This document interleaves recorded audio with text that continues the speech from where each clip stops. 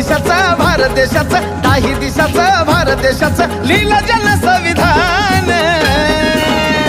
म्हणून भीमराव माझी जान, हाय भीमराव माझी जान, आहा भीमराव माझी जान, हाय भीमराव माझी जान. भीमराव माझी जान, हाय भीमराव माझी जान, भीमराव माझी जान, हाय भीमराव माझी जान.